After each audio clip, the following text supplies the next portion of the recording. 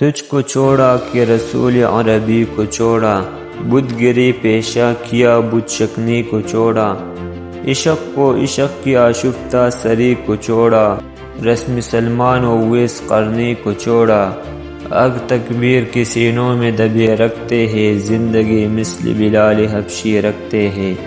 ترجمہ و تشریح۔ یہ رب کریم، کیا ہم نے تجھ کو اور تیرے حبیب رسول اللہ صلی اللہ علیہ وسلم کو چھوڑ دیا ہے، بت بنانے شروع کر دیے ہیں، اور کیا ہم نے بتوں کو توڑنا بند کر دیا ہے؟ رب کریم، کیا ہمارے عشق اور دیوانگی میں کسی قسم کا کوئی فرق آ گیا ہے؟